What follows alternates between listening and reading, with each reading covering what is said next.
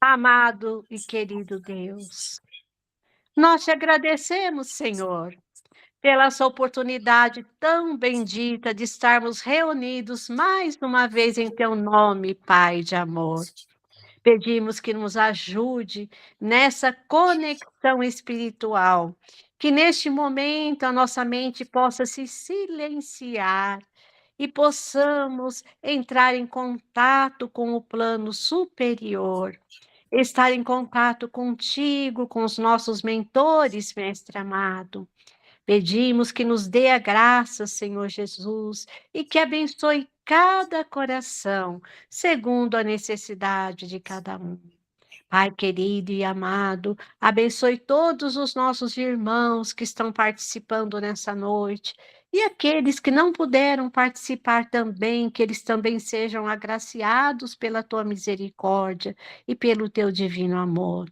Abençoando também, mestre querido, aqueles que irão ouvir essa mensagem, que possam sentir a tua presença, Senhor, em cada palavra. Pedimos que abençoe nosso irmão Alberto, dando-lhe sabedoria espiritual, discernimento e colocando palavras na sua boca, que ele seja um instrumento nas tuas mãos e que nós, aqui como alunos, possamos receber essa mensagem gloriosa, cheia de luz, de paz, de amor e de aprendizado para o nosso espírito sedento da tua palavra, Senhor. Pedimos que fique conosco mais uma vez e te agradecemos no nome santo e bendito do teu Filho amado. Que assim seja, Senhor Jesus. Assim seja. Que assim seja. Obrigado, Aparecida. Boa noite, Fátima. Boa noite, Lúcia, Wellington. Então vamos, gente, vamos retomar o estudo, né? Nosso estudo do Livro dos Espíritos. Eu vou disponibilizar a tela, né? Um livro que eu estou acompanhando, um livro online. Lembrando, né, que nós fazemos 2 estudos. Estudo do Livro dos Espíritos, 35, 40 minutos, e logo em seguida a gente parte para um dos livros de Franciscano Xavier, da Lavra do Espírito André Luiz. Nós estamos no livro Os Mensageiros, tá? Então, nosso estudo do Livro dos Espíritos, nós estamos trabalhando, né, raciocinando, refletindo sobre as leis morais que está no livro terceiro. E nós vamos, ou já começamos, né, discutir um pouquinho, refletir um pouquinho sobre o capítulo 11, que é a lei de justiça, amor e caridade. É uma lei só, tá? Essa lei é uma lei só, mas o professor ele divide em subtópicos, né? Vários itens para que a gente aborde os diversos matizes e liames dessa lei. E hoje nós vamos adentrar ao item 2, que fala do direito de propriedade e também a questão do roubo. Eu sou Alberto Lima, nós estamos nesse modo virtual, que permite, através das plataformas do YouTube, outras pessoas ter acesso também, poder usar esse nosso estudo, essa pequena colaboração. Tá? Então, vamos lá. Nós estamos no capítulo 11, o professor dividiu em 4 tópicos, ou 4 itens, e hoje nós vamos começar o direito de propriedade. Tá? E essa começa na questão 880, em que o professor pergunta: qual o primeiro de todos os direitos naturais do homem? Qual seria o primeiro de todos, né, que a gente teria, né, que a divindade nos dá? Alguém arrisca em saber qual é o primeiro direito? É o direito à vida, de não atentar contra a vida do semelhante e socorrer o semelhante até no último instante, principalmente quem está na área da saúde aí, ó, lutar pela vida e vamos que vamos, até a hora que Jesus falar, não tem jeito mais, aí... Mas é meio contrassenso, né, direito à vida, mas o princípio no final não morre. Ai, morre, mas na hora que tiver que ir. Nós não temos esse direito de tirar a vida de ninguém, ou ver alguém tendo uma parada, ah, tá tendo uma parada, vamos deixar ele parar sozinho, morrer sozinho aí, não tem jeito, não. Não é assim. E quando seria que começaria a vida, né? Que a gente tem muita discussão filosófica quando a vida começa, né?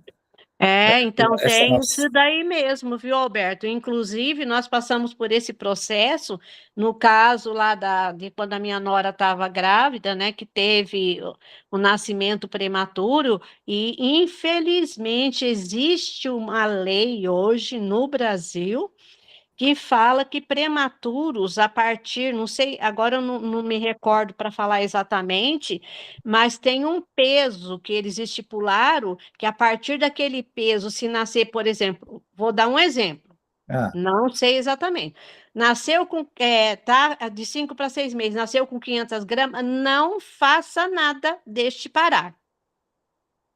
Esta é a lei dos médicos nos hospitais agora. lei dos homens, né? Da lei dos homens. Lei dos homens. Infelizmente, está desse jeito. E é sobre a lei dos homens, né? Os espíritos nos esclarecem que elas são falhas, né? Elas Sim, precisam de aprimoramento, né? Que sim. esse tipo de atitude aparentemente vai contra esse A lei direito divina, principal, né? A lei divina. sim, sim. Inclusive, foi falado, né, para minha nora, falou assim, olha, quando a sua filha nascer, você tem duas opções. Você segura ela no seu colo até ela parar de respirar, ou se você não quiser fazer isso, a gente leva ela para a incubadora, ela não vai durar mais do que 2 ou 3 horas. Olha o que aconteceu. A bebê nasceu e chorou ao E, nascer. Saiu todo mundo correndo, buscando aparelho de entubar. Aí foi o pega para capar. Você vê como que Deus mostra quem, tipo assim, quem manda na vida? Quem manda aqui? Quem é o Senhor da vida?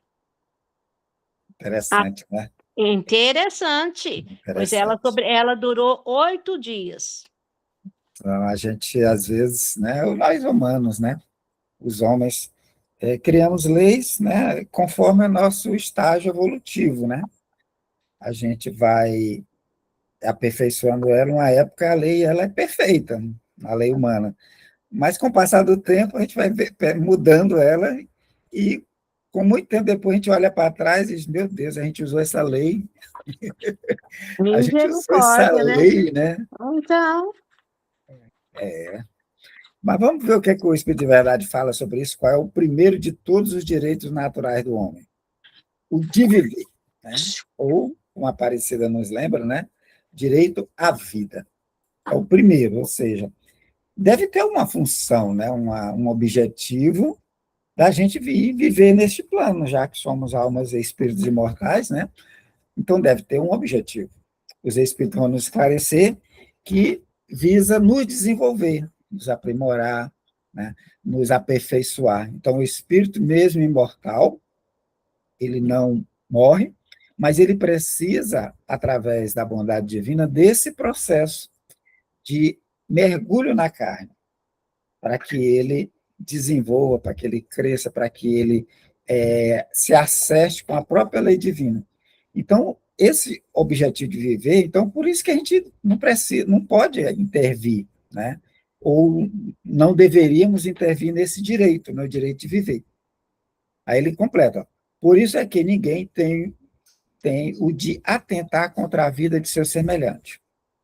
Então, um direito da lei natural, um direito divino, que Deus nos concede, e aí há essa proibição da gente atentar contra o direito, ou contra esse direito, né?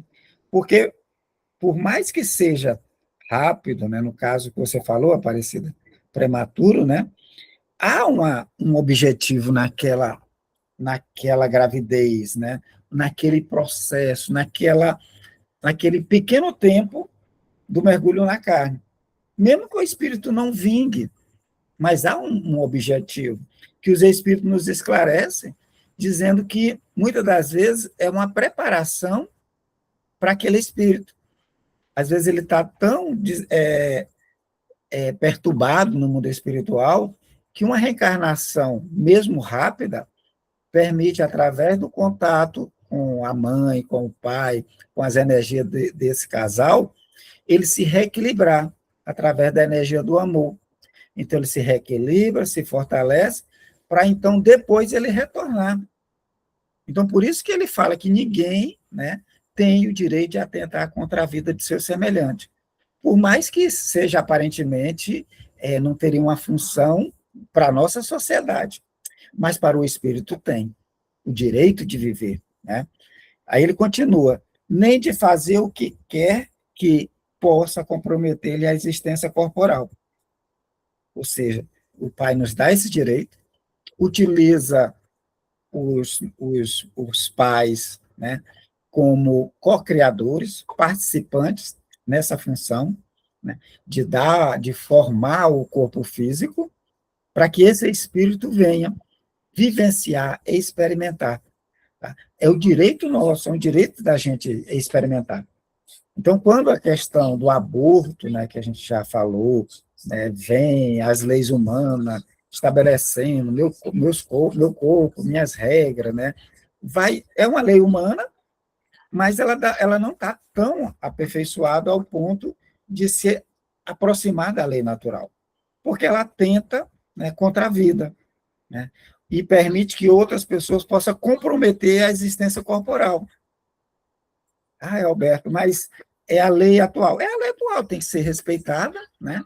Mas ela está longe da lei natural, a lei divina, que é a que todos têm como principal dos direitos, é o direito de viver, é de ter essa experiência, né? E é através dessa experiência é que nós vamos nos tornar espíritos puros um dia, né? Alberto, eu não acredito. Não interessa. Deus não perguntou para nós se a gente acredita ou não. É do jeito que é.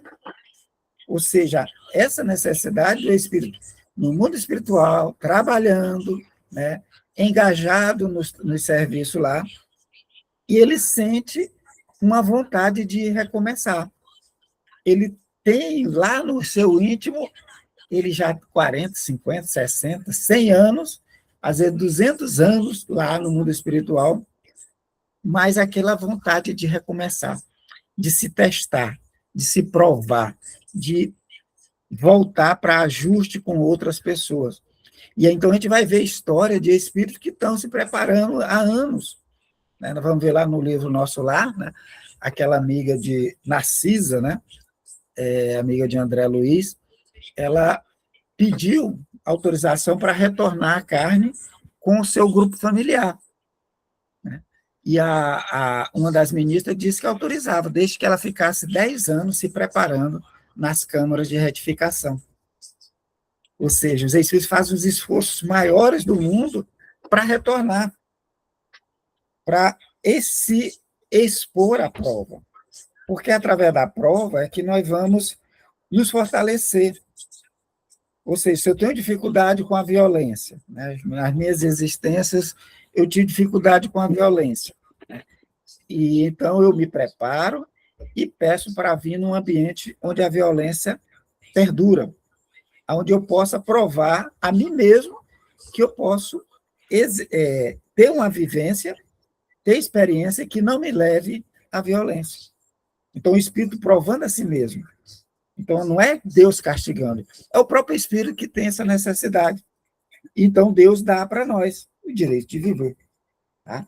Então, é o principal de todos os direitos, né, do homem, é o direito à vida. Então, as leis humanas precisam, com o tempo, se adaptar cada vez mais.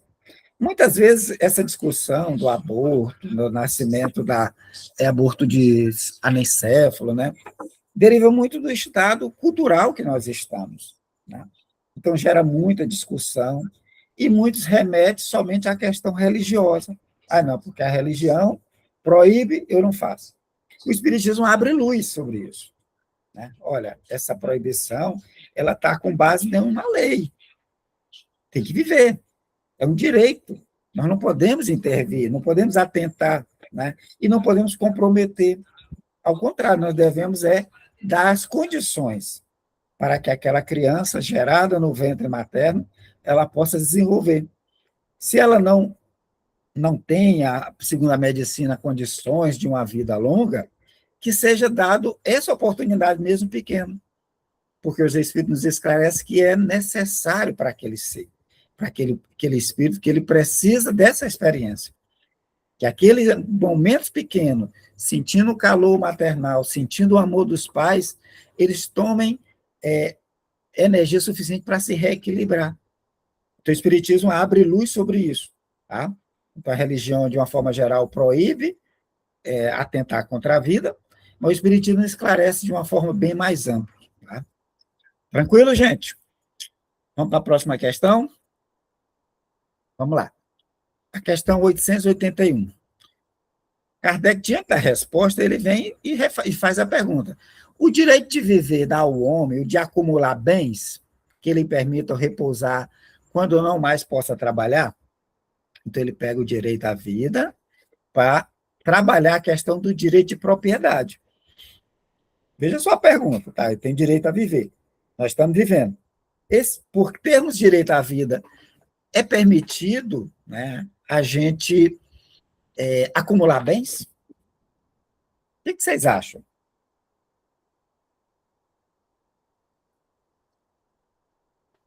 Bom, eu acho que sim, que é necessário, né, que a pessoa acumule bens suficiente para ter uma vida tranquila, sem desperdício e trabalhando honestamente.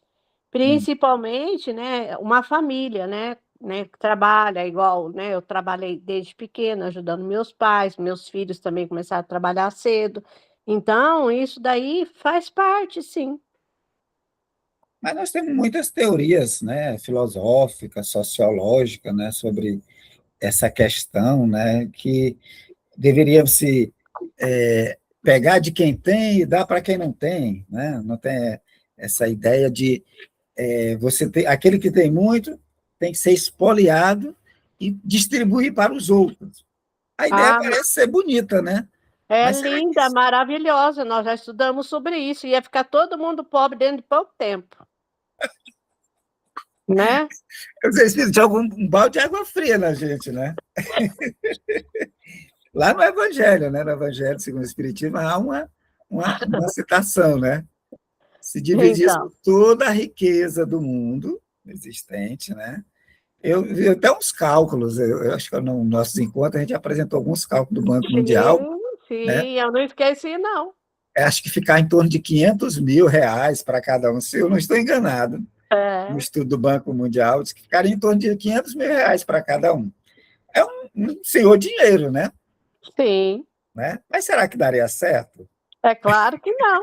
Tem pessoas que não iam trabalhar mais, né? E É, aí? como é que vai Daí a produzir, né? pouco, quem tem a tendência de crescer ia estar crescendo, e aqueles que têm a tendência de não fazer nada ia estar pobre de novo. Não tem jeito. Até pela diversidade, né, dos Sim, seres, até uns.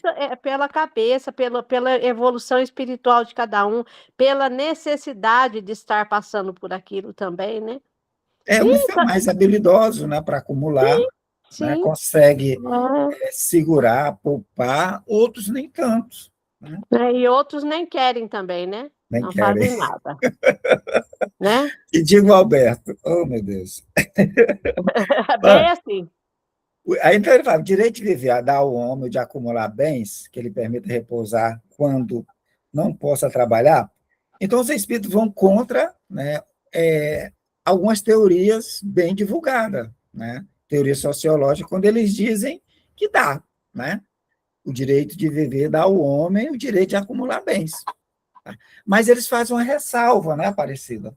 Fazem. Eles, olha, dá sim, dá esse direito, você usou seu esforço, você suou, você arou, você trabalhou, você usou suas habilidades, né? É um direito seu, tá? Mas ele diz, olha, mas deve fazê-lo em família. Sim. Ou seja, não somente acumular bem por acumular. Não ser Eu tenho, eu egoísta, tenho, só eu para tenho. si, né? Exatamente, ou seja, eu vou trabalhar, vou me esforçar, vou melhorar as condições, para que, quando estiver numa situação mais de uma idade avançada, eu não seja nem peso para ninguém. E minha Sim, família também possa ter as condições básicas. Então, de por isso que ele usufruir. faz, trabalhe, acumule, mas em família, né? Não só para um indivíduo, mas para todos, para se beneficiar todos da família, de preferência, né? Aí ele cita o exemplo da abelha, E aí eu amei, porque eu amo abelha. né? E entender a abelha, quem tiver a possibilidade de entender, estudar as abelhas, eu acho até que hoje, né, nem sei se pode falar isso, mas se fosse para falar vai ter com as formigas o preguiçoso, eu falaria assim, vai ter com as abelhas o preguiçoso. Você quer aprender, estude abelha para você ver. Mas não é só a abelha, né? Se você olhar as Todas. formigas, É. né? Elas É, acumulam, mas a abelha, a forma com que a abelha faz, a organização que tem ali, Alberto, é uma coisa assim indescritível, que você não vê nenhuma sociedade, não. né? O trabalho em conjunto, o É o trabalho, trabalho em né, de conjunto, é a benefício de forma todos se beneficiam. respeitosa com que elas trabalham, elas já nascem trabalhando, já nascem trabalhando. Cada uma tem a sua missão ali. E elas vivem, em média, 45 dias de vida. Dentro desses 45 dias de vida, elas passam por várias etapas. Vamos falar assim, que faz várias evoluções ali dentro da vidinha dela. A última é a campeira, aquela que vai lá no campo buscar o melzinho, o néctar, né? A última etapa dela é essa. Os E o povos, respeito muito grande. E sabe o que que elas fazem com os zangões que não trabalham? não, Elas botam eles para fora. os preguiçosos. É, Pois joga mas para fora. não é só as abelhas, as formigas acumulam, né? É, Elas ficam trabalhando, levando para suas casas, né? é. O esquilo, né? Os esquilos acumulam para a época do inverno. Tá? É Ou a seja, a gente vê natureza, vários né? exemplos da natureza, essa ideia de acumular bens, né? Sim, Ou acumular meios, né? Para uso posterior. sim, Se perceber, na realidade, a gente está buscando nessa ideia de acumular o uso, né? Porque, por exemplo, eu não vou conseguir comer 30 quilos de arroz, né? Mas a ideia de acumular é para que eu tenha a minha porçãozinha de arroz, tá? Futuro, né?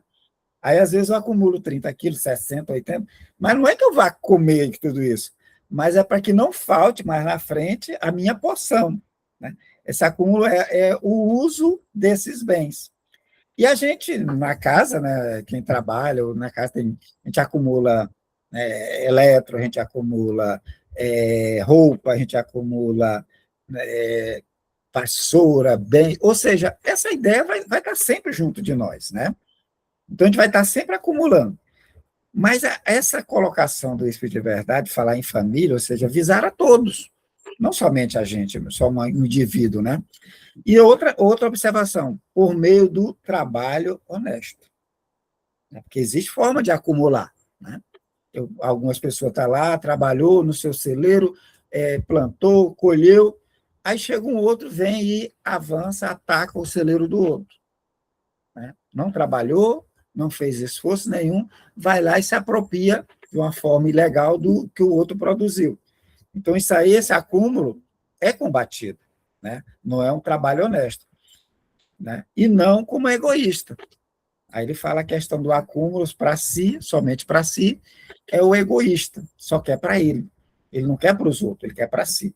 Capaz de fazer verdadeiros gastos absurdos para si, mas às vezes não doa sequer 1 quilo de feijão, de arroz para quem está passando necessidade que o bate à porta, né? Aí ele continua, há mesmo animais que eles dão um exemplo de previdência.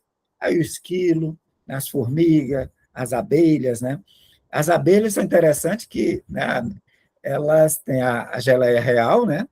Que não é todos que comem, se alimentam da geleia real, né? É só para aquele que vai ser uma nova rainha, né? é só a nova rainha, mas a geleia real é só nas abelhas com ferrão, na abelha sem ferrão, não. Né? Pois sim. Pois bom, então o Espírito de Verdade nos apresenta essa possibilidade de acumular bens, sim. Tá?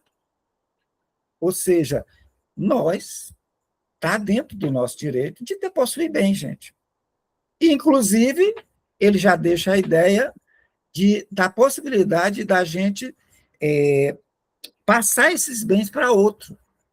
A hereditariedade, ou seja, o direito de você passar o que você acumulou para outra pessoa. Tem gente que vai discordar do Espírito de Verdade. Eu não discordo, eu concordo com ele. Se você trabalhou, se você fez por onde, né, honestamente, com seu esforço, né, então você tem esse seu direito.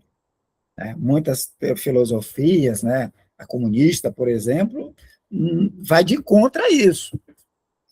Mas o pensamento dos espíritos superiores não nos leva a outro sentido.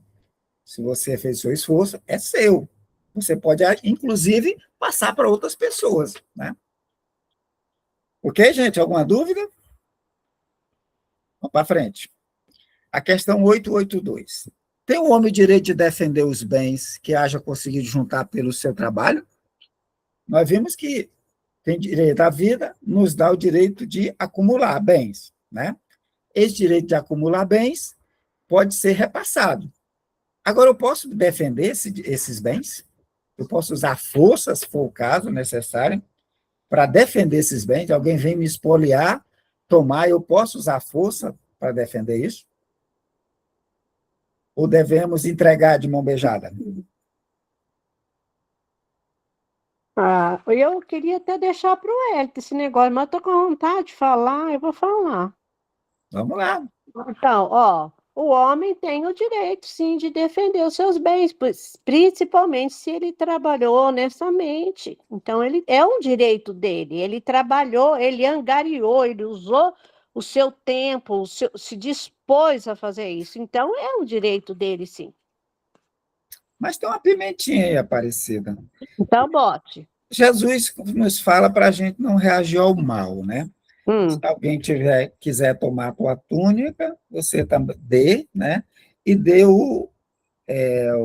a coberta, né? Mais ou menos assim. Ou seja, se alguém te obrigar a andar 1000 passos, você ande mais 1000, né? Não estaria em contrário, não, a gente usar a força para defender os nossos bens? Mas que tipo de força você poderia ser mais claro? Direito Que de força? defender os seus bens. Você não trabalhou, juntou, está lá Mas na sua casa? não, mas aí tem o direito de defender judicialmente. Existe a justiça, né? Para isso, é. Então não, Não precisa sair tocando tiro, nem brigando, nem se engalfinhando com os outros. não Tem a precisa, justiça para isso. não precisa pegar um porrete para defender quem está Não, querendo não, entrar na sua casa? não. Ó, alguém discorda? Porque tem essa orientação de Jesus para a gente não reagir o mal com o mal, né? Se alguém É. te forçar, se alguém quiser te tomar, você dá, né? E aí, Wellington, o que você acha? Vamos ouvir quem entende do negócio do direito aí. Vamos lá, Ué. Fala aí. Está muito quietinho hoje. Tão quietinho. É, porque Eu acho a mãe que dele não fecha a boca. é, eu acho que dependendo do jeito que você vai utilizar a força aí, ele é permitido sim, até porque a gente tem um instinto de sobrevivência, né? A gente tem relacionado ao nosso direito da vida um certo instinto de sobrevivência. Então, ante ao mal, assim, algum mal que nos aflige, alguma situação de risco, de perigo, o nosso corpo já reage de algumas formas ou a enfrentar ou a fugir. Tem as duas opções. E aí tudo vai depender da intenção da pessoa. Ora, se eu estou com a intenção realmente de me defender daquele mal e uso a força moderada para isso, ok. Assim como a nossa lei, né, até imita isso em certos pontos. O problema, o defeito da nossa lei é que a gente nunca consegue analisar a intenção de verdade, né? Isso só Deus consegue. E tem a questão da intenção também, que a pessoa pode falar, não, ó, já é uma pessoa, um espírito mais violento e tudo mais, se aproveita de uma situação assim de risco, às vezes para agredir o outro. Interessante, olha, já temos novos pontos para ser trabalhado, né? Ou seja, Até que ponto vai esse direito de se defender, né? Defender os bens, né? Que a gente conseguiu com o trabalho. As formas como a gente defende esses bens, né?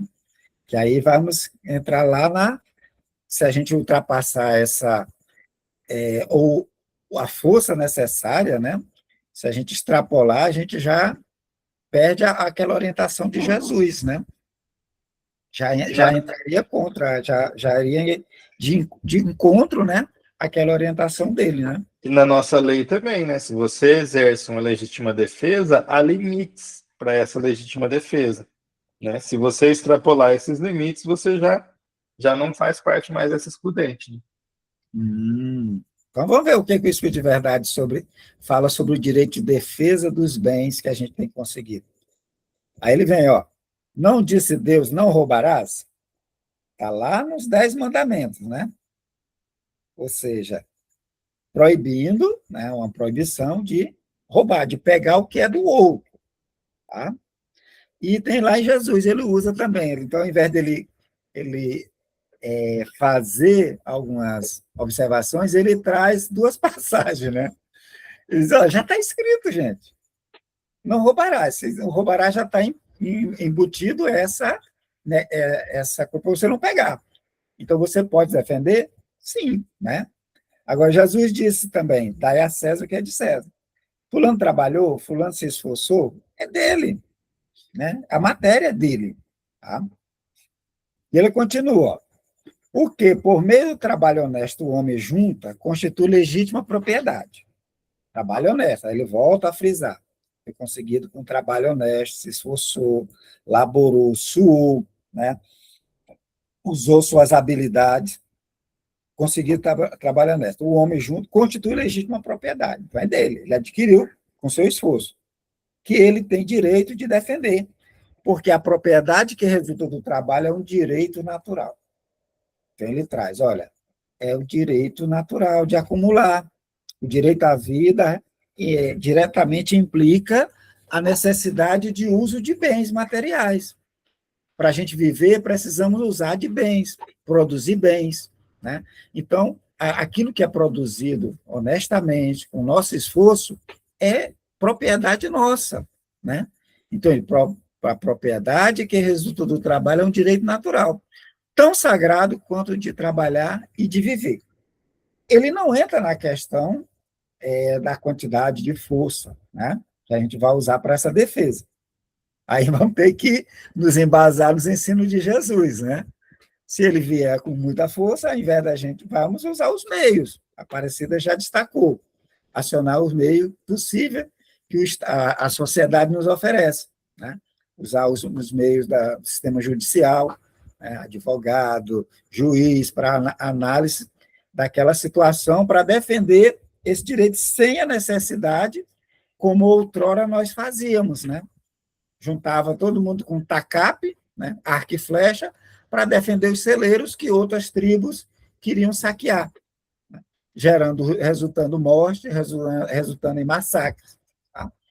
Então, a lei natural vai nos dando, vai abrindo os brechas. À medida que nós evoluímos, crescendo, nós vamos trabalhando isso.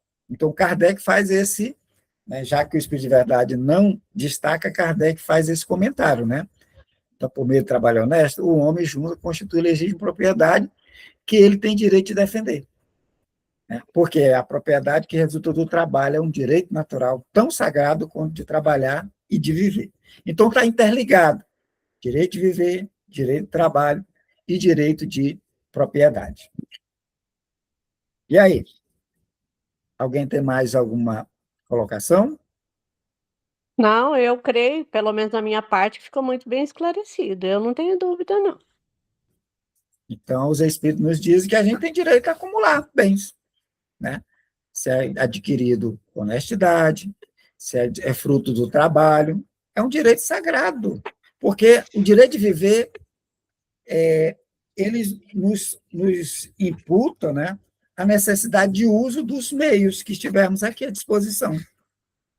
E se é conseguido esses meios de forma honesta, você pode, inclusive, passar esses bens que você adquiriu para o outro. Então, o direito ele legitima a transferência desses bens. E isso a gente vê, né, fazendo referência ao nosso lar, direito de propriedade em nosso lar, né? Então, lá em Lísias, o pai de Lísias trabalhou 30 anos, adquiriu uma residência. Quando questionado sobre a posse, a propriedade daquela residência, o Lisa vai esclarecer que ele pode ser repassado para a família. Ou seja, aquela casa é da família.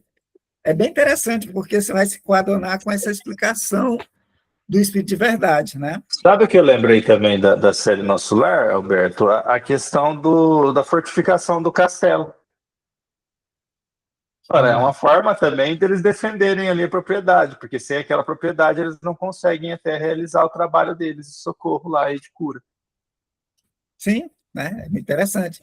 Então, com relação à casa, né, que André ali fica perguntando, e essa casa, o pai, o Ricardo, reencarnou, a mãe vai reencarnar, vai ficar para quem? Né? Aí para a família. Por isso que ele fala, trabalho objetivando a família, né? Ou seja, a beneficiar outros. Porque os espíritos vão reencarnando e voltando, já vai ter sua propriedade lá, com essa possibilidade de passar para outro. Agora, se é só um espírito, né, que adquiriu, não tem o grupo familiar dele ali, quando ele reencarnar, a casa volta a ser do estado, da colônia nosso lar. Ele perde a propriedade. Porque não pode ser só para um, né? Tem que ser para a família. Bem interessante. E isso fecha com o que o Espírito de Verdade nos coloca, né? Tem sim direito de propriedade, gente. E aí, o que acharam? Tem mais fatos, tem mais questões sobre propriedades, né? E que a gente vai discutir nos próximos encontros. Mas acho que é suficiente para a gente refletir e se questionar realmente como a gente está vivenciando, qual é a nossa lei, até que ponto a gente está lutando, está defendendo ou não está defendendo nossos direitos, né? Beleza? Eu acho muito interessante a questão de como que o professor direcionava essas perguntas, porque é pegar um espírito que realmente estava vivendo aquela época ali da França para poder perguntar justamente sobre as dores que afligiam, né, a sociedade. Ele pergunta sobre a questão dessa divisão de bens na parte lá que se fala, né, que essa igualdade que se imagina, né, que muitas vezes a política até usa isso, é uma utopia. E nessa questão ele fala de novo, né, tenta fazer o link ali do direito à vida com o direito à propriedade. Por quê? Era uma sociedade totalmente, nós somos até hoje ainda, né, uma sociedade completamente ligada ao patrimônio. Tinha, no início, inclusive, dessas legislações aí, o patrimônio ele era mais valioso do que a vida na legislação humana. Né? Ainda, né? É? Ainda, né? Os crimes que maior pena são os crimes ligados ao patrimônio, né? Então, você vê, a gente coloca ali a importância que a gente dá, e aí o Kardec vai e cutuca justamente nesse ponto ali para extrair essas informações, que é justamente o quê? O que a gente precisa aprender, né? Para desmaterializar, né? Para ter para não ter mais, não sofrer mais desse apego obsessivo às coisas materiais. Né? E o outro ponto também que é interessante a gente verificar é que muitos afirmam que o Espiritismo não lida com a política, né? Não fala de política. Aqui ele está falando. Direito de propriedade de uma forma geral, da polis, né? Não somente aí, mas Parabéns. na parte que ele pergunta também sobre a divisão igual dos bens lá, e que os espíritos respondem, ele está falando ali claramente sobre o posicionamento do socialismo, né? Ele está questionando justamente isso, né? Política, então está falando de política, né? De uma forma bem dimensionada, mas está assim. Né? E a equipe do Espírito de Verdade é direta na resposta disso, fala que é uma utopia. Né? Muito bem, gente. É bom que destaca, a gente vai falando e vai aparecendo outros pontos, bem legal mesmo. O livro do Espírito, ele é muito amplo, ele atinge, ele fala de muitas nuances que o professor aborda na sua época, né, que era problemática da época, e a espiritualidade não se nega ou não se furta de falar, né, sempre dimensionada para a lei divina, né? O que seria o mais, não seria utopia, seria o ideal que um dia vamos chegar, né? Bom, vamos mudar de assunto agora. Vamos passar para o segundo livro, que é o livro Os Mensageiros. Estamos bem pertinho de finalizar. Eu acho que a gente começou esse capítulo, não foi, Fátima? A gente está no finalzinho mesmo, do 49. Qual é? A penúltima folha. Qual tem é o parágrafo do Aniceto Calucci. Tá, deixa eu só achar aqui. Penúltima. Aniceto Calucci. Cadê mesmo? Deixa eu procurar aqui. Não, é mais embaixo. É mais embaixo? Tem pouco texto agora. Acho que foi um parágrafo completo, não foi? A gente ficou no metade do parágrafo, né? A gente ia começar outro. Ia começar o comentário. Tá, No finalzinho da penúltima folha.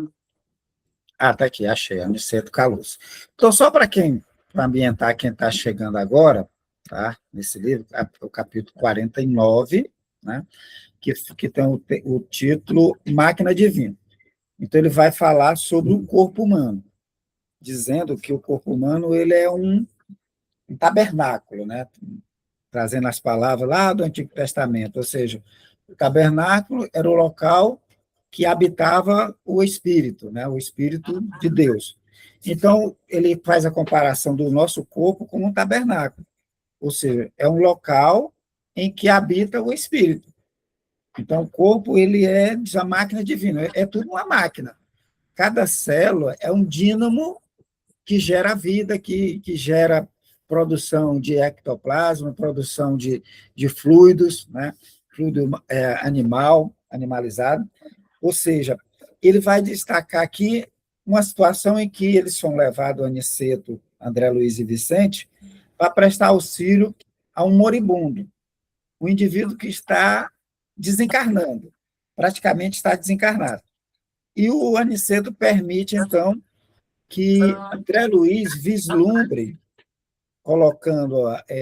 aumentando a sua capacidade, a sua acuidade visual, ele consegue ver numa ampliação gigantesca os líquidos que estão fluindo pelas artérias, né? Ou seja, a parte do sangue ele consegue visualizar e ele vai ver que naquele sangue daquele indivíduo estavam bactérias, fungos, né? Todo tipo de substância ou individualidades que estavam matando aquele corpo. Que aquilo já estava dentro dele, ou dentro de nós, mas estavam sob controle com o sistema de proteção, de defesa. Mas, naquele caso, ele já tinha perdido as condições de sobrevivência.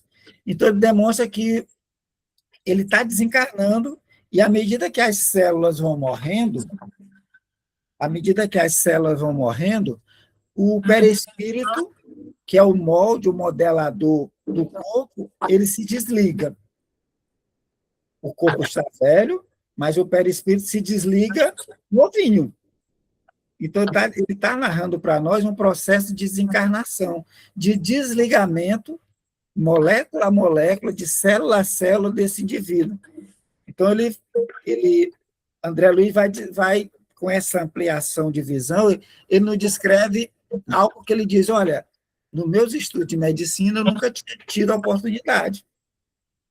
Então, nem o microscópio daria as condições. Hoje nós temos um microscópio mais avançado, eletrônico, que aumenta centenas de vezes, né? Mas mesmo assim não consegue ver os detalhes que André nos fala. As bactérias andando em cima das moléculas e atingindo as outras, comprometendo. Aí vai estar da lepra, os bacilos, bactérias, vírus, bombardeando aquele indivíduo e ele estava sem condições de sobrevivência. Então, quando Aniceto chega e olha aquilo, ele diz, olha, não tem o que fazer, né? A máquina vai ser desligada em poucos minutos. Tá? Vamos, Fátima. Vamos. Boa noite a todos. Boa noite. Boa noite. Aniceto calou-se por momentos, e enquanto eu via aterrado os mais estranhos fenômenos microbianos no corpo do moribundo, volveu ele a palavra educativa. Vimos aqui um irmão no momento da retirada. Repare a incapacidade dele para governar as células em conflito. A corrente sanguínea transformou-se em veículo de invasores mortíferos que não encontraram qualquer fortificação na defensiva. Observe e identificará milhões de unidades da tuberculose, da lepra, da difteria, do câncer, que até agora estavam contidos nos porões da atividade fisiológica, pela defesa organizada, e que se multiplicam assustadoramente de par com outros micróbios tão prolíferos quanto terríveis. A nutrição foi interrompida. Não há possibilidade de novos suprimentos hormonais. O agonizante retira-se aos poucos e ainda não abandonou totalmente a carne, por falta de educação mental. Vê-se pelo excesso de intemperança das células, sobre as quais não exerce nem mesmo um controle parcial, que este homem viveu bem distante da disciplina de si mesmo. Seus elementos fisiológicos são demasiadamente impossíveis, atendendo muito mais ao instinto que ao movimento da razão concentrada. A falar a verdade, esse nosso amigo não se está desencarnando, está sendo expulso da divina máquina, na qual, pelo que vimos, não parece ter prezado bastante os sublimes dons de Deus. Só um instante. Então, Aniceto, ele faz essa análise, né? Quando ele olha, esses invasores mortíferos que já estão dentro de nós, tá? Mas controlado, né, pelos os mecanismos de defesa do corpo. Só que o estado em que ele se encontra atualmente não permite, porque não tem mais alimentação, né? Ele fala que a nutrição foi interrompida, os suprimentos hormonais não chegam para destacar, para produzir novos anticorpos. Então, ele diz que o agonizante retrai-se pouco a pouco. Né? Então, pouco a pouco, ele está abandonando a carne, o perispírito, o espírito dele está abandonando, está sendo expulso. Tá? É a expressão que ele está dizendo, olha, ele está sendo expulso por falta de educação mental. Tá? Ou seja, um indivíduo que, durante a sua existência, aparentemente, era uma pessoa muito dedicada aos prazeres, muito materialista, né? Só vivia para a exploração dos prazeres. Então, ele não tinha uma educação mental. Então, ele de tanto usar essa máquina com excesso, as próprias células, né, os órgãos, passaram a viver instintivamente. Ele não tinha controle sobre o corpo. Porque ele fala lá no início que a mente, ela controla, através das emoções, do pensar, ela também controla os hormônios, a mente equilibrada controla o processo de cura ou de doença. Ele fala aqui que esse indivíduo, por não ter esse controle mental, as células dele estavam por conta. Né? Aí ele fala, ó, vê-se pelo excesso de intemperança. Então, ele consegue observar, através das células daquele corpo, que aquele indivíduo não teve uma vida regrada, não foi uma pessoa equilibrada, né? Porque as células tinham excesso de intemperância. Então, ele não tinha controle nem parcial, ele tinha controle sobre os órgãos, sobre suas células. Ah, Alberto, como é que é isso? Gente, aquela expressão corpo sã, mente sã, né?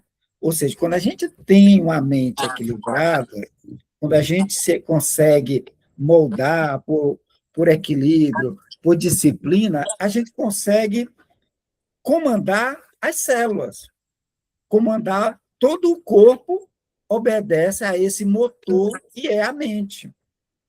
Ou seja, é um espírito guiando bilhões de células. Nós somos constituídos de células. Cada célula dessa, André Luiz vai nos falar mais na frente, que elas são gônadas espirituais. Tem seres micro ali desenvolvendo habilidades. Então, eles obedecem o quê? A mente harmonizada, ela manda as ordens, controla a água, controla os alimentos para todas elas. Esse é o objetivo do equilíbrio. O objetivo da gente ter uma vida equilibrada, harmoniosa, disciplinada, é a gente controlar a mente para que essa mente não perturbe o corpo. Criaturas que têm uma mente perturbada, as doenças aparecem com uma velocidade tremenda. Quando a gente é ansioso demais, quando nós somos perturbados demais, quando nós somos depressivos demais, essas tendências da nossa mente, elas vão ser repassadas ao corpo e vão surgir doenças relacionadas a isso. Por quê? Porque esse arcabouço, essa máquina, obedece à mente. Obedece à mente. E nesse indivíduo, elas não estavam obedecendo mais. Aí ele continua aqui. Falar a verdade, o nosso amigo não está desencarnado, ele está sendo expulso. Né? Ele está sendo expulso, a máquina desesperou de tal maneira, descontrolou de tal maneira que ele está sendo expulso da máquina. Ele não tem mais controle sobre nada naquele corpo. Vamos, Fátima. Sim, terminou, né? Agora é o capítulo 50. É que ele terminou aqui esse capítulo que está descrevendo o corpo daquele moribundo. Agora nós vamos saber quem é o espírito daquele corpo. Vamos, Fátima. Capítulo 50, a desencarnação de Fernando. Quando o Aniceto retirou a destra da minha fronte, pedia a possibilidade de prosseguir nas observações do infinitesimal. Minha visão abrangia minúcias muito importantes ao interesse comum. Entretanto, estava longe daquele poder de apreensão que me transmitira o mentor amigo. Só um instante. Então, aqui a gente tem algo a gente observar, tá? Os espíritos, quanto mais elevado, maior a capacidade perceptiva. Então, a Aniceto aqui, ao colocar a mão na testa de André Luiz, que é um outro espírito, tá? André Luiz aumentou a sua acuidade visual. Ele conseguia ver os seres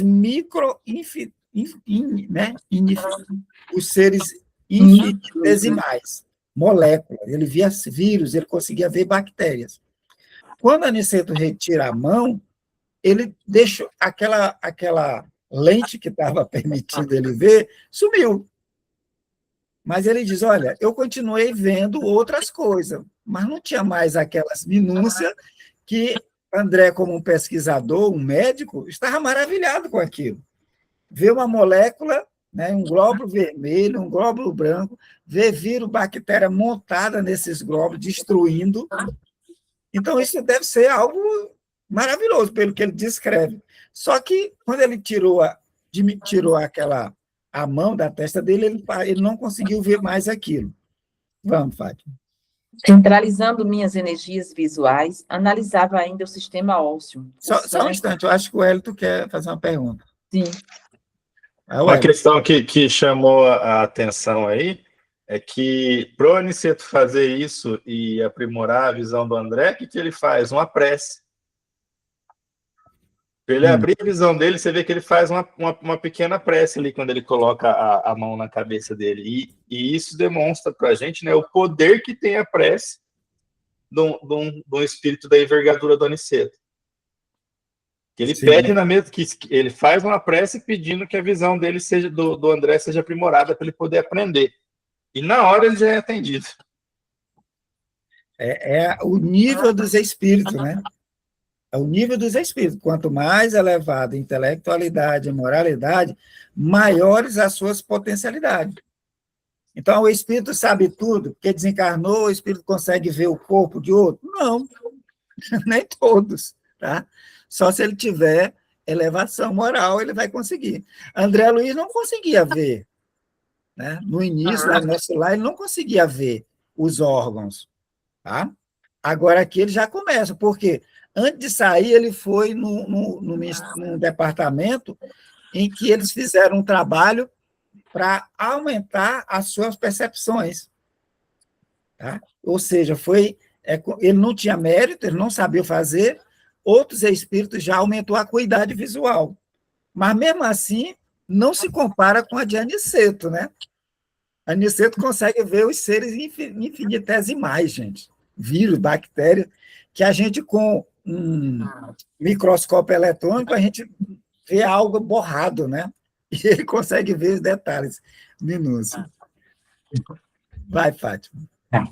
Centralizando minhas energias visuais, analisava ainda o sistema ósseo, o sangue, os tecidos, os humores, mas aquelas batalhas microscópicas haviam desaparecido como por encanto. De qualquer modo, porém, minha surpresa era enorme, porque agora identificava em mim mesmo a potencialidade do raio-x. Só um instante. Então, ele vai dizer, olha, sumiu, eu não consigo ver mais os minúsculos, né, os micróbios. Mas agora eles, olha, eu estou conseguindo ver o sistema ósseo. Ou seja, a visão raio-x, que alguns espíritos têm, não são todos, é conforme a elevação. Então, o espírito olha para a pessoa e vê, olha, você está com um ferimento, um caroço, alguma coisa no seu organismo em tal lugar. É a visão de raio-x.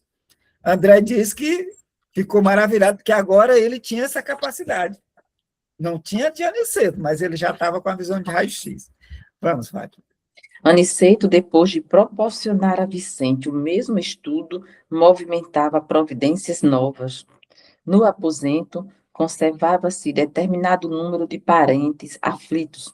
Um médium encarnado examinava o moribundo com atenção. Vamos. Foi aí que as duas entidades que se mantinham no quarto e que apenas nos haviam dispensado a usual saudação se aproximaram do nosso instrutor, solicitando uma cooperação mais enérgica.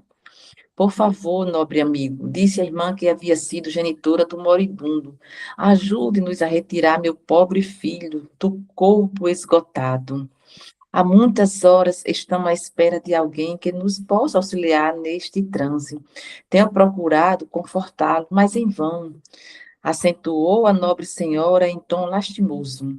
Ele continua num estado de incompreensão dolorosa e terrível. Está absolutamente preso às sensações do sofrimento físico, como esteve ligado no curso da existência, às satisfações do corpo. Só um instante. Então, aqui a gente começa a conhecer o Fernando, né? Fernando? Aqui a gente começa a conhecer o Fernando, né? Pela células, não sabia o nome, agora já sabe. Pela acuidade, a Aniceto chegou, olhou, viu que ele já estava se desligando, tá? Ele tinha duas entidades, tinha encarnado naquele ambiente e tinha esses dois espíritos, que ele se identifica como a mãe, né? A genitora, e uma tia, estava lá. E pediram a ajuda de Aniceto, né? Porque estavam a hora ajudando, auxiliando aquele que era o filho dela, né, o Fernando, mas ele não conseguia reagir. Tá? Então, ela confortava ele, mas ele continuava preso à sensação de sofrimento. Então, toda a dor, todo o sofrimento estava sendo repassado para ele, estava reverberando no perispírito dele. Tá? Então, por que isso? Né? O ideal, o quê? O normal, o que seria, ao desencarnar, o sofrimento acabar. Desencarnou, você só está sofrendo de uma doença qualquer, né? Quando desencarna, era para estar o perispírito livre. A individualidade e o espírito seguir livre sem dor. Essa era a ideia. Mas o que está nos colocando na série André Luiz é que não é bem assim. Conforme os nossos hábitos, conforme a maneira que a gente vê o mundo, conforme a nossa formação de religiosidade, vai afetar na vida pós-morte. Então, ele estava doente, acamado, e como o espírito estava sentindo tudo isso. Ela estava presa à sensação de sofrimento. A mãe estava lá auxiliando de toda forma, mas ele continua a receber, reverberando nele tudo que acontecia no corpo. E isso nós vimos quando, logo no início, lá atrás, desse livro, quando levar espírito para ser tratado. E André Luiz vai dar passes, né, em 5 entidades, 5 espíritos. Uma senhora estava cega. Ela tinha tido problema nos olhos, uma infecção nos olhos, estava desencarnada cega.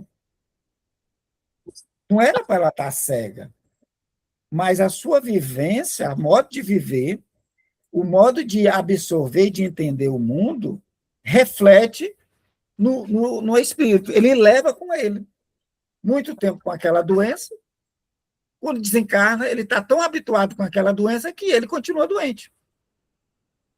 E aqui esse indivíduo, o Fernando, né, ele tinha tido uma vida de satisfação ao corpo. Para ele só existia o corpo. O corpo estava debilitado, ele estava debilitado, como espírito, como individualidade. Vamos, Fátima. Aniceto concordou, acrescentando: notam-se, de fato, grandes lacunas na expressão mental do moribundo. Vê-se que atravessou a vida humana obedecendo mais ao instinto que à razão. Observam-se-lhe no mundo celular vastos complexos de indisciplina. Poderemos, contudo, ajudá-lo a desvencilhar dos laços mais fortes, no que se refere ao círculo carnal. Só um instante, Fátima. Então, veja a capacidade desse espírito aniceto, né? Ele olhou para o moribundo, ele viu que a mente dele, bruxuleante, não controlava o próprio corpo. Tá? Ou seja, as próprias células, ele percebia nas atitudes das células que ele tinha sido uma pessoa indisciplinada. Né? Aí ele fala, o mundo celular, né, vasto complexo de disciplina. Ou seja, sem saber da vida pretérita da criatura, só olhando o corpo. Tá? Vamos, Fátima. Será um caridoso obséquio, redarguiu a genitora aflita. A irmã está incumbida de encaminhá-lo? Perguntou o instrutor, compreendendo a magnitude da tarefa. Precisamos ponderar quanto a isso, porque o despreendimento integral se verificará dentro de poucos minutos. Ela esboçou um gesto triste e respondeu: desejaria sacrificar-me ainda um pouco por meu desventurado Fernando, mas apenas obtive permissão para socorrê-lo nos seus últimos instantes. Meus superiores prometem ajudá-lo, mas aconselharam-me a deixá-lo entregue a si mesmo durante algum tempo. Fernando precisa reconsiderar o passado e identificar os valores que, infelizmente, desprezou. As lágrimas e os remorsos, na solidão do arrependimento, serão portadores de calma ao seu espírito irrefletido. Grande é o meu desejo de aconchegá-lo ao coração, regressando aos dias que já se foram. Todavia, não posso prejudicar, com a minha ternura materna, a marcha do serviço divino. Fernando, em verdade, é filho do meu afeto. Contudo, tanto ele como eu temos contas com a justiça do Eterno. E no que respeita a mim, estou cansada de agravar os meus débitos. Não devo contrariar os desígnios de Deus. Só um instante. Gente, é muito forte aqui, né? Ou seja, lembra no caso daquela mulher que estava desencarnada, o caso anterior, e que o noivo estava lá tentando tirar ela do corpo? Pois bem, ela não acreditava que estava morta, né? Ela acreditava que estava em tratamento, mesmo ouvindo a voz do noivo, né? Então, ela ficou desesperada quando ouviu a voz do noivo chamando ela. Estava mais de 4 horas chamando e ela não abriu os olhos. Quando o Aniceto tira ela do corpo, né, que leva ela, entrega ao noivo, ele sai levitando, volitando, levando ela nos braços, diretamente para uma casa que ele já tinha preparado. Ou seja, ele tinha autorização para levar ela para uma colônia. Tá? Aí ele fala que ela não precisaria passar pelo umbral, pelo aqueles momentos sozinho, porque ela tinha sido uma pessoa boa. uma pessoa ligada ao bem, só tinha dificuldade porque não tinha formação espiritual suficiente. Mas logo, logo ela se ajustaria lá. Diferente agora de Fernando, tá? Diferente de Fernando, porque Fernando, quando Aniceto pergunta se ela vai encaminhá-lo, se ela que estava incumbida de encaminhá-lo, ou seja, para levar para algum local, a mãe dele vai dizer que não. Né? A mãe vai dizer, olha, desejaria sacrificar-me ainda um pouco pelo meu desventurado Fernando, mas apenas tive permissão, apenas obtive permissão para socorrê-lo nos últimos instantes. Gente, essa palavra permissão é recorrente no livro dos médiuns, tá? Ela é recorrente na literatura de André Luiz, de Emmanuel, ou seja, há um controle maior. Ou seja, a mãe queria, estava ali auxiliando, mas ela não tinha permissão para levar ele para algum outro lugar. O caso dele era diferente daquela mulher. Por quê? Ela tinha sido uma pessoa boa. Esse não. O Fernando não. O Fernando tinha vivido só para si, só em busca de prazer. Então, ele não tinha autorização para ser levado para uma colônia para tratamento. Nem a mãe podia levá-lo. Então, só foi autorizado ela ficar ali, socorrer, auxiliar. Tá? Então, ele precisaria, como uma necessidade dele, reconsiderar o passado, identificar os valores que, infelizmente, desprezou. Ou seja, um espírito dedicado somente ao prazer, egoísta, rancoroso, vaidoso. Ele vai para onde? Vai para o nosso lar? Não. Vai ficar um tempo no umbral. Vai ficar um bom tempo no umbral para reconsiderar o passado. É castigo? Não, gente. É porque ele não tem condições para ir para uma colônia ainda. Ele não está preparado, ele não se arrependeu do que fez, ele ainda está vivenciando aquilo, ao ponto que ele nem sai do corpo, já poderia sair. Mas ele não tem outro entendimento.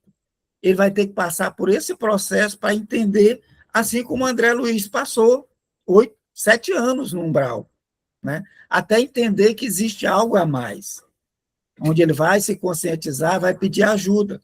O Fernando não ia pedir ajuda. Tá? O Fernando não tinha essa compreensão. Então, ela vai dizer isso, que era desejo aconchegá-la. A mãe queria levar ele, né? Mas as ordens era deixar ele passar um tempo sozinho. Ela não podia encontrar as ordens.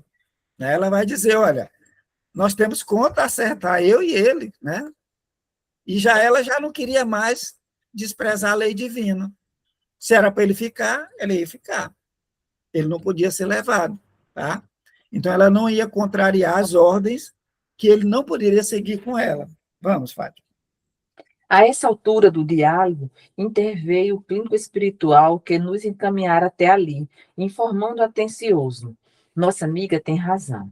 Fernando não poderá acompanhá-la, mas tão nobre tem sido a intercessão materna que tenho instruções para conduzi-lo a lugar seguro, a uma casa de socorro, onde poderá colher o melhor proveito do sofrimento, porquanto será asilado em zona vibratória inacessível às influências inferiores e criminosas, embora situado em regiões baixas. Já sei, murmurou. Só um instante. Ok. Então, a situação de Fernanda é outra, daquela mulher que ela foi levada para uma colônia, tá? Provavelmente o nosso lar, porque aquela casa de Isabel está vinculada a um ponto de apoio de nosso lar. Mas Fernando não. Fernando, ele não poderia acompanhá-la, a mãe e a tia, mas, devido à intercessão, o pedido, né, o trabalho da mãezinha, a espiritualidade ia levar ele para um outro lugar, um lugar seguro, que eles chamam uma casa de socorro. Só que essa casa de socorro não é uma colônia, é dentro do umbral, protegido, tá? Mas dentro de zona vibratória inacessível às influências inferiores criminosas, embora situada em regiões baixas, ou seja, no umbral. Tem casa de socorro no umbral? Tem, gente. Tem até colônias dentro do umbral. Então, tem igual aquele castelo lá, que estava cercado, protegido. Estava quase 2.000 espíritos dormindo naquele local, sendo protegido, né? Ou seja, a bondade divina sempre protege, sempre auxilia, conforme o nível de adiantamento dos espíritos. Espírito mais elevado, as colônias mais elevadas. Espírito ainda muito ligado à matéria, não pode ir, vão ficar na região umbralina. Vão ficar soltos, abandonados? Não. A pedido, a intercessão da mãe, ele ia ser internado numa casa, nessas regiões de baixa vibração. Vai, Fátima. Já sei, murmurou Aniceto com grave entono. Trata-se de medida muito acertada. Em seguida, acentuou como quem não tinha tempo a perder. A aflição dos familiares encarnados, aqui presentes, poderá dificultar-nos a ação. Observem como todos eles emitem recursos magnéticos em benefício do moribundo. De fato, uma rede de fios cinzentos e fracamente iluminados parecia ligar os parentes ao enfermo quase morto. Só um instante. Ok. Então, ele já iria começar o processo de desligamento. Observe que não é todo espírito que consegue se desligar. Por isso, há muitos relatos de que técnicos siderais vêm para ligar o espírito e vêm para desligar o espírito. Então, aquele médico que está atendendo lá na casa espírita lá de Isabel, ele não conseguia. A mãe do Fernando não conseguia desligar. Precisava de ajuda. Aí chegou Aniceto. Aniceto tinha habilidade, ele sabia desligar. Tá? Mas o que Aniceto vê de cara? Olha, as ações dos familiares. Aquele ambiente, aquele quarto, estava cheio de parentes. A esposa, sobrinho, filho, estavam lá. Todos eles rezando. Né? Provavelmente todos eles rezando pela cura do Fernando. Né? Aí o que Aniceto diz? Olha, a aflição dos familiares presentes poderá dificultar-nos a ação. Aí ele diz, observe que todos eles emitem recurso magnético em benefício do moribundo. Então, quando eles estavam orando, rezando, eles estavam direcionando petardos mentais e também fluidos animalizados para auxiliar na cura. Então, o que é a cura? É prece e a vontade. Então, eles tinham vontade, estavam com vontade, estavam com interesse, eram amigos e eles estavam mandando fluido para aquele espírito que estava moribundo. E o André Luiz descreve para nós que eram fios cinzentos, fracamente iluminados, parecia ligar os parentes ao enfermo. Então, eles percebiam pela acuidade visual, eles conseguiam ver o fio mandando mensagem, mandando prece, mandando fluidos benfazejo para aquele corpo moribundo, quase morto. Vamos, Fátima. Tais socorros, tornou Aniceto, são agora inúteis para devolver-lhe o equilíbrio orgânico.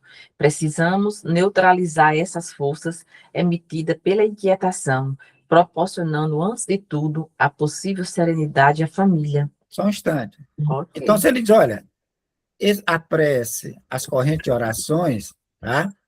Agora são inúteis. Quer dizer o quê? Que elas funcionam. Tá?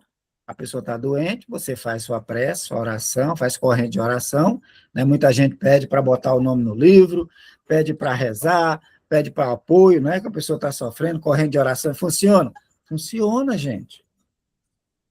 O moribundo recebe os fluidos. Recebe os fluidos. E muitos desses fluidos são usados para recuperar a saúde dessa individualidade.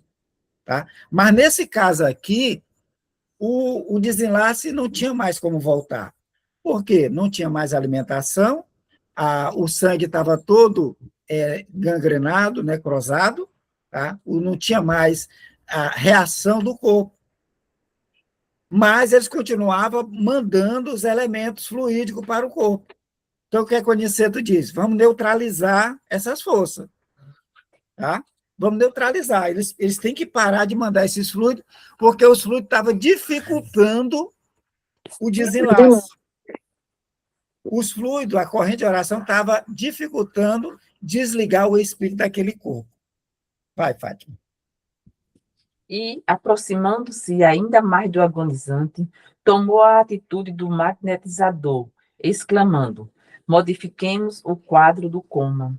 Após alguns minutos em que nosso mentor operava, secundado pelo nosso respeitoso silêncio, ouvimos o médico encarnado anunciar aos parentes do moribundo: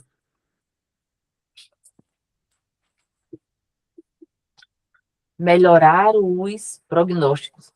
A pulsação, inexplicavelmente, está quase normal. A respiração tende a acalmar-se. 3 senhoras suspiraram aliviadas.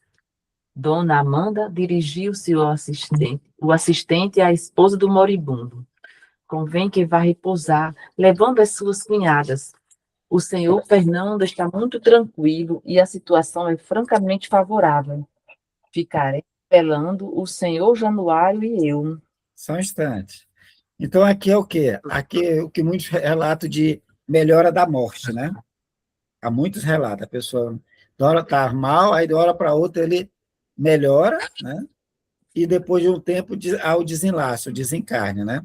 Então, estava a Amanda, a esposa do Fernando, e as irmãs dele em corrente de oração. O que Aniceto faz? Ele magnetiza o corpo, equilibra temporariamente as funções, pulsação, né, respiração, voltou ao normal. Quando fez isso, o médico vem e diz, olha, a situação melhorou, vai descansar. Quando ele sai para descansar, eles quebram essa corrente que estava ligando, mandando fluido para o moribundo. Era justamente o que a Aniceto queria, é que aquelas individualidades, aqueles encarnados, parassem de mandar corrente de pensamento para o Fernando, que já não precisava mais daquilo, não ia mais surtir nenhum efeito, só estava dificultando o desligamento dele, porque ele era reforçado, ao invés de sair, chegando mais energia para ele permanecer lá no corpo. Vai, Fátima. As senhoras e mais 2 cavaleiros que se prontificavam a retirar agradeceram, satisfeitos e comovidos. Permaneceram no aposento somente o médico e um irmão do agonizante. A melhora súbita tranquilizava a todos, e aos poucos os fios cinzentos que se ligavam ao enfermo desapareceram sem deixar vestígios. Abramos a janela, disse o médico satisfeito. O ar talvez acelere as melhoras do nosso amigo. O senhor Januário atendeu, abrindo a ampla vidraça. Fundamente espantado, reparei que 3 rostos horríveis pela expressão diabólica surgiram, de repente, no peitoril e interrogaram em voz alta. Como é? Fernando, vem ou não vem? Só um instante. Terrível, né? Então, aqueles, a melhora, as senhoras que estavam em prece, em oração, os irmãos saem, né? Diminui a ligação, desaparece, desaparecem, sem deixar vestígio, aqueles fios cinzentos que ligavam os encarnados ao moribundo, né? Ficou todo mundo animado, vamos abrir a janela. Agora, quando ele abre a janela, né, aparece 3 rostos de expressões diabólicas, ou seja, 3 espíritos, nada de aparência nada agradável, aparece na janela. E pergunta, como é? Fernando vem ou não vem? Né? Vai, Fátima. Então, ninguém respondeu. Notei, porém, que Aniceto lhes dirigiu significativo olhar, compelindo-o tão só com essa medida a desaparecer. Meia hora passou, dentro da qual o médico e o senhor Januário, quase despreocupados do agonizante pelas melhoras havidas, encetaram uma conversação animada relativamente a problemas do mundo. Aproveitou Aniceto a serenidade ambiente e começou a retirar o corpo espiritual de Fernando, desligando dos despojos, reparando eu que iniciara a operação pelos calcanhares, terminando na cabeça, a qual, por fim, parecia estar preso moribundo por extenso cordão, tal como se dá com os nascituros terrenos. Aniceto cortou com esforço. O corpo de Fernando deu uma estremeção, chamando o médico humano ao novo quadro. A operação não fora curta e fácil. Demorara-se longos minutos, durante os quais viu o nosso instrutor empregar todo o cabedal de sua atenção e talvez de suas energias magnéticas. Só um instante. Então, aquele espírito moribundo estava ligado, reforçado o tempo todo pela ligação mental dos familiares, querendo que ele ficasse curado. Tá? Aniceto melhorou as condições do corpo. Então, meia hora depois, o pessoal tinha saído, estava todo mundo desatento, né, com relação ao corpo, sem aquela atenção da prece. A Aniceto, então, começou a fazer desligamento, né, do espírito. Por quê? Ele estava desligando bem devagarzinho, molécula, célula. O perispírito estava desligando. Então, ele começou pelos calcanhares, a operação. Então, Aniceto tem cabedal, é um técnico para fazer desligamento. Então, ele começa pelos calcanhares, foi até a cabeça, né?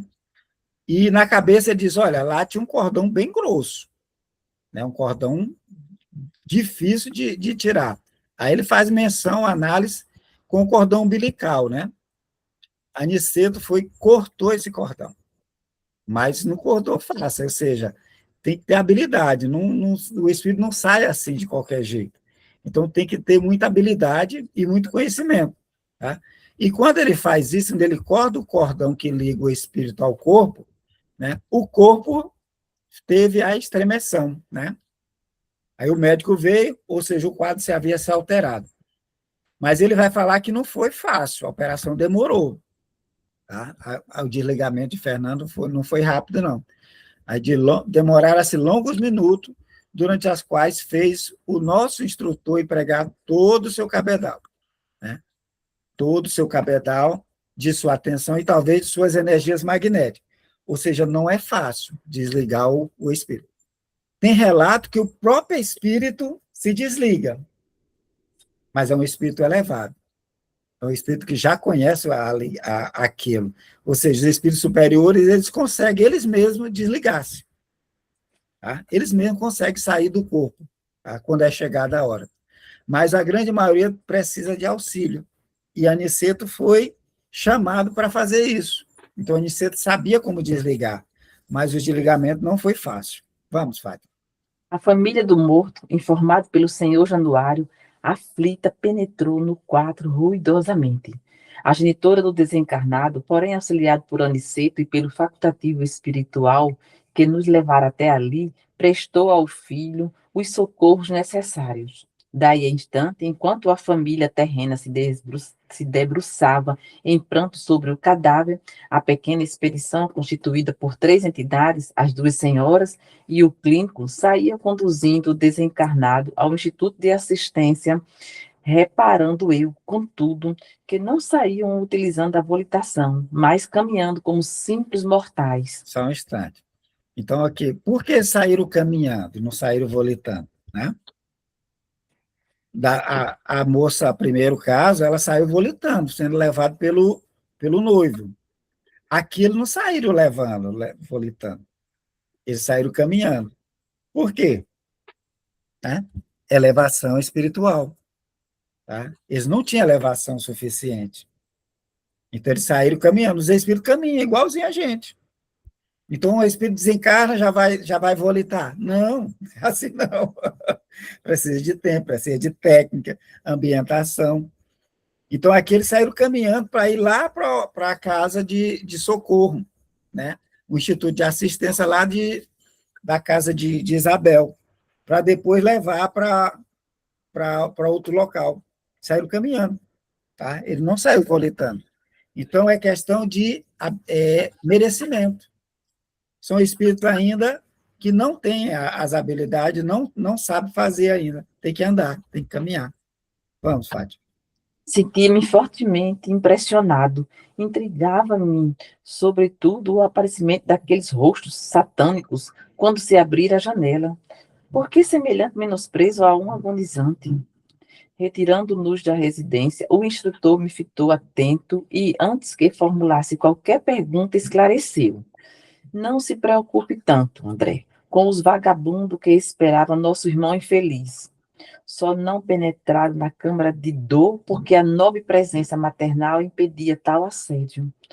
E depois de calar-se por momentos, acrescentou: cada criatura na vida cultiva as feições que prefere. Fernando estimava os companheiros desregrado. Não é por estranhável que tenham vindo esperá-lo na estação de volta à existência real. Paulo de Tarso, no capítulo 12 da Epístola aos Hebreus, afirma que o homem está cercado de uma grande nuvem de testemunhas. Ora, essa informação foi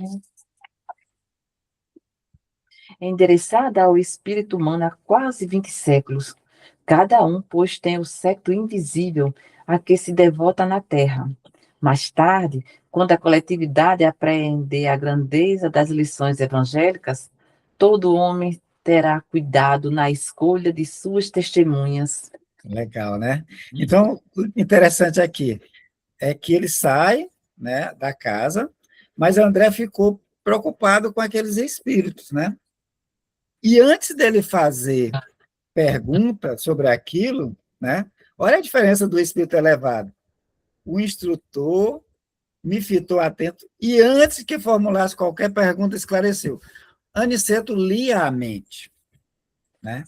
Ele leu a mente de André Luiz, aquela preocupação, né? Ou seja, o espírito elevado ele lê a mente. Antes de fazer a pergunta, ele já sabe que você tá, qual é a sua preocupação. Aí ele vai falar que aqueles são vagabundos, espíritos vagabundos, espíritos que se divertem, que não têm ocupação, né? Espíritos que estão zanzando para um lado e para o outro, tá? E estava esperando o Fernando. Por quê? Porque eram amigos de Fernando. Fernando se divertia com eles, tá? E eles só não entraram lá porque tinha espíritos protetores. No caso, a mãe de Fernando estava lá dentro. Senão, ele estava na beira da cama esperando e puxando o Fernando. Às vezes até se alimentando desses fluidos na hora de cortar o cordão, né? Aí ele diz, olha, cada criatura, isso é maravilhoso, gente, cada criatura na vida cultiva as feições que prefere. Isso é verdade. Pessoas que gostam de beber, né, alcoólicos, né, então eles se reúnem com aqueles grupos que gostam daquilo. Eles se reúnem com aqueles que gostam de beber, eles fazem as afinidades. E esses, eles que encarnaram, mas tem o desencarnado. Os que gostam de usar entorpecentes, eles se reúnem com os que gostam de entorpecentes, encarnado e desencarnado. Então, ele esclarece que Fernando estimava os companheiros desregrados. Era um indivíduo que gostava, possivelmente, de farra, de festa, né, de prazeres desregrados, e esses desencarnados estavam junto com ele.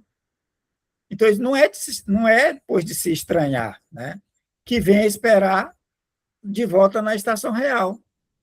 Ah, é estranho ele aparecer? Não, eram os companheiros dele o tempo todo. Vai lá, é amigo.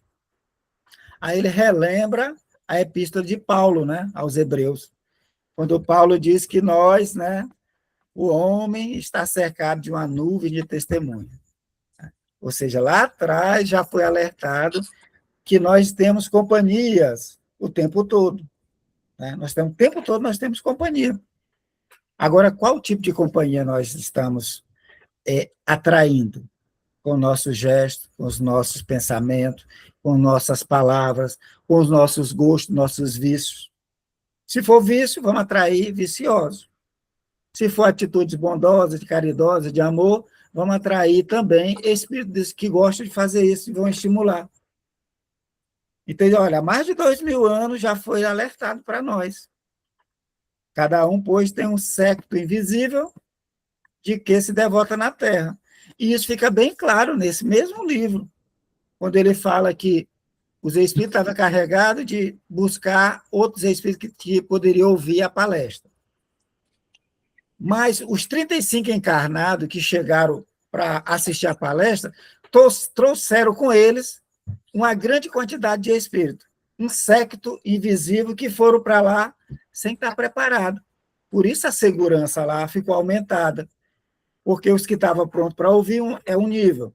Os que vão porque o encarnado vai, é um outro nível de segurança.